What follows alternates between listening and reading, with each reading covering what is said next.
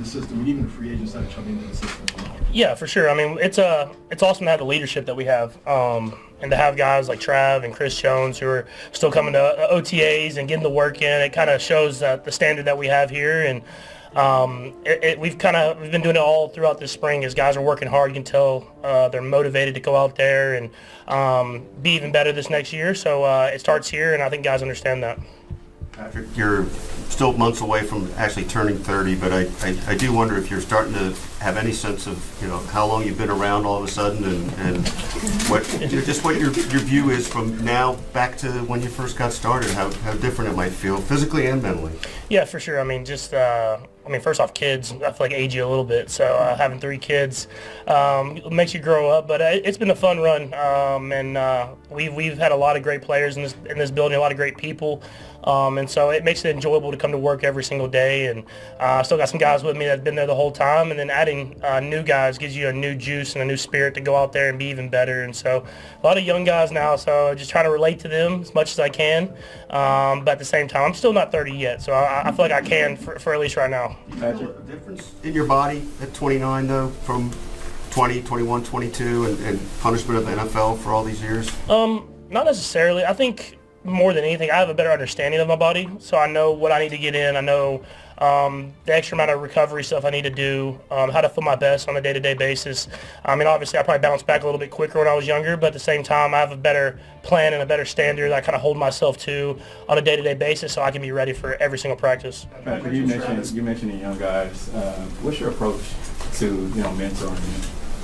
I always want to meet the person first, and so it's about getting to know the person and then seeing what I can do to help them get better and help them push forward, because it is hard. I mean, it starts OTAs, but going through training camp and going through a long NFL season is hard, and you want to the guys know that you care about them, so you care about them as a person first, and then you mentor them on the field by pushing them to be better every day. Generally, how long does you feel like it takes for you to understand their individual personalities, because everybody's different? Yeah, I mean, once you get to St. Joe and you live in those dorms, you start understanding each person more and more. And so, it's cool getting here OTAs, being in the building, meeting the guys, and kind of building that relationship on the field. And then when you get to the kind of training camp in the season, you really get to meet the person even more. And so that's why we always harp on it. But it is fun to go into St. Joe and kind of meeting all the new teammates and new free agents that you have. Andrew, what's Travis Kelce? What's your biggest takeaway from in your focus and how you lock in from when you lose a Super Bowl versus when you win one? Because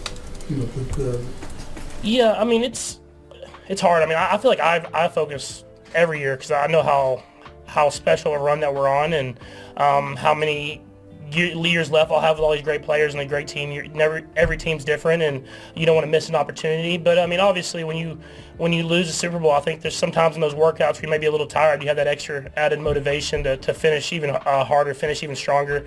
And I mean, I think it'll be good for us at the end of the day. I mean, obviously, looking back, you want to win the game, but a lot of these guys hadn't ended the season on a loss that are on this team now. So I'm sure they'll be motivated to go back out there and try to find a way to get to the Super Bowl and win it this year. Patrick, you mentioned Travis and him being here. I guess what's your sense of the shape he's in and the motivation to, like, if this is the last ride, to sort of make it count?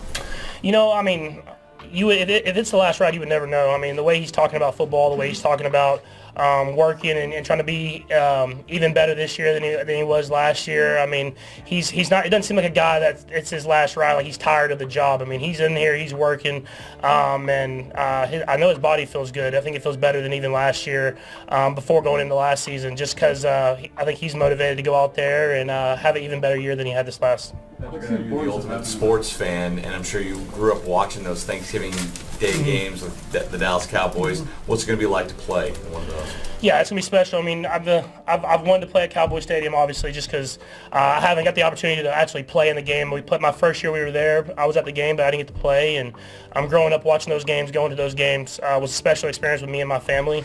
So I'm excited to get everybody there, and then to play on Thanksgiving. I mean, you're in Thanksgiving in Texas, you're watching the Cowboys play, and so it'll be a special moment. I know those ticket prices went up a little bit for me, but other than that, I mean, it's gonna be cool to play on Thanksgiving, have the prime time, have that 3 o'clock kick, and be able to go out there and play in front of hopefully a lot of my friends and family. Have you been to one of those Thanksgiving games? I haven't been to a Thanksgiving game, but I obviously went to a lot of games growing up, and I played it there when I was in college. So it'll be exciting. And my son's birthday is the day after. So hopefully we can find a way to win and then get to celebrate my son's birthday the day after that. Sam? I know he wasn't here today, but he's been here. Yeah. No, it's extremely important. I mean, just because whenever you have, like I always say this, whenever you have the guy that's already got the gold jacket on, if it's him or Chris Jones, and they're working hard and they're showing what it takes to be great, it's easier for me to talk to the young guys and say, like, when they're tired, that they need to keep working, they need to keep pushing, because they don't need to be here. I mean, they don't need to be here, and they're still going to go out there and have success on the field. They take care of their bodies and work hard in the off season, and so for them to still show up and set that standard, it sets the standard for everybody else that's going on the practice field. Xavier Ward, they wanted to ask you about him too. What'd you learn about him those final 6-7 weeks maybe of this last year? I think the biggest thing I learned is he's not, I mean, I knew this, but with more opportunities, he's not just fast. He can make plays, and you saw that with some of the contested catches that he made kind of towards the end of the season. If you think back to the Bills game, or even the last catch he had in the Super Bowl, I mean, he's someone that will go up and make a play on the football, and so my job is to give him more opportunities. Even when he's running with someone and it's one-on-one, throw the ball, let him go up there and make a play. I think adding Hollywood being healthier and then having Rasheed back out there is going to give him more and more opportunities to stretch the field down the field. On the draft night, you posted a happy emoji when the team selected Josh Simmons. I guess just how excited are you to see him and maybe potentially have this left tackle in the future? Yeah, no, for sure. I mean, just he's built like a left tackle. I think that's the biggest thing you see. I mean, obviously, we're building him up with coming off the injury, but he looks great. I mean, he's moving well. He's doing all the right things, and he's working extremely hard. And whenever I go by the training room, he's in the training room working to try to get back on that field as quickly as possible. And so, more than that, I think Veach and Coach Reed and all those guys, they brought in competition, and they want guys to go out there and be the best they can possibly be. And I'm excited for us to get through training camp and get to go against our defensive line, which will be a really good defensive line, and it'll be a great test for those guys to kind of prepare for the season. Tom mentioned Rasheed played most of the year without him.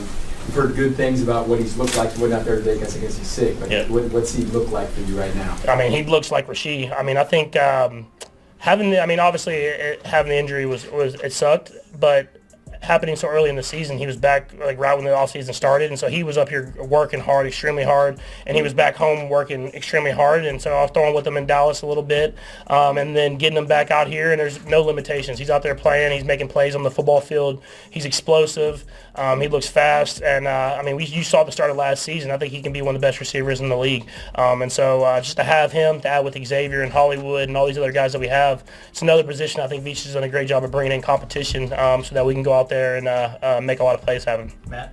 With the receiver group between the workouts in Texas and getting back here, what kind of stands out to you so far? And what have you kind of learned about maybe some of the new faces that you're throwing to?